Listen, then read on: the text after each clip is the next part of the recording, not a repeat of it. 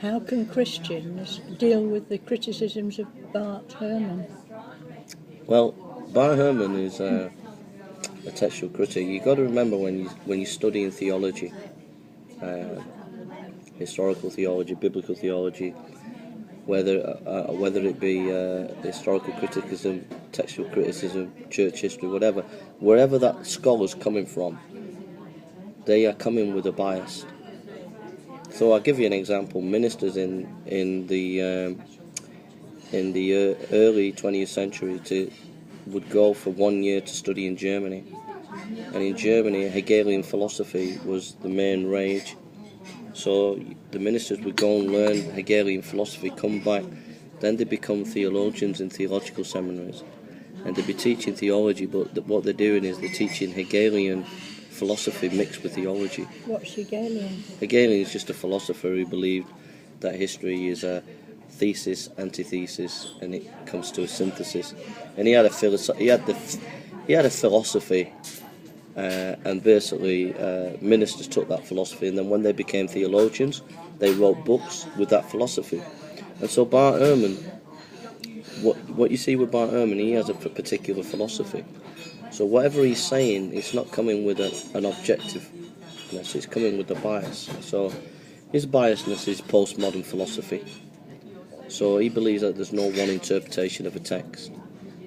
And there's a contradiction there. So when he doesn't believe in one interpretation of a text, that there are many interpretations, he's never going to accept anything what the Bible says before he even starts.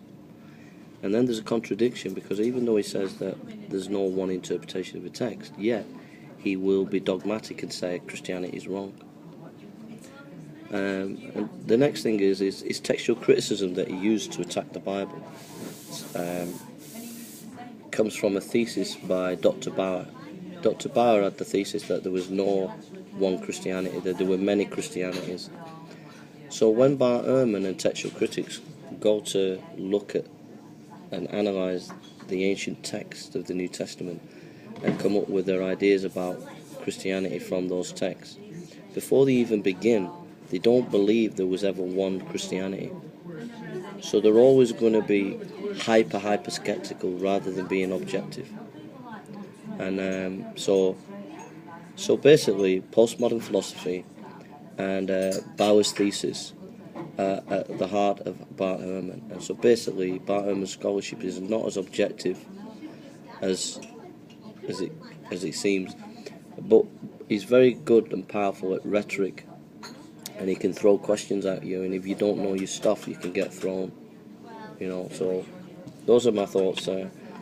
If you go to Bart Ehrman Project, there's some scholars on there that answer it. Muslims use Bart Ehrman a lot to criticise the Bible, but Bart Ehrman can be easily answered if you just know the basics about textual criticism. For example, many scholars will say that the last ending of Mark's not in Mark, and it's based on Sinaiticus and Vaticanus, that they have not got the last ending of Mark in.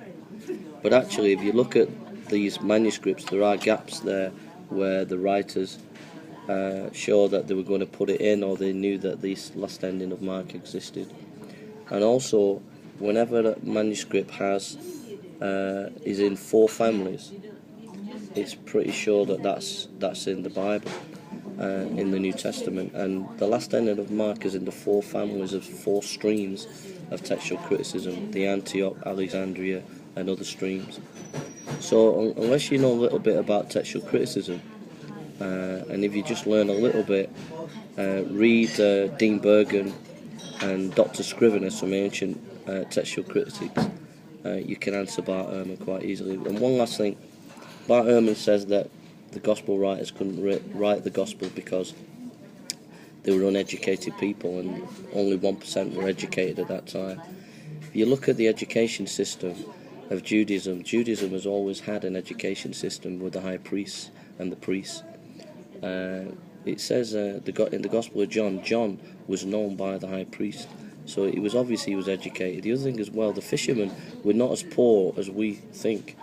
Galilee was quite blessed, commercially. There were even fish from Galilee going to Rome.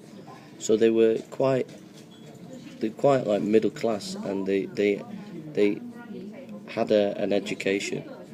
You know, even Jesus was educated in the temple because he could read in the temple. So he was with them for 3 years. He could have trained them.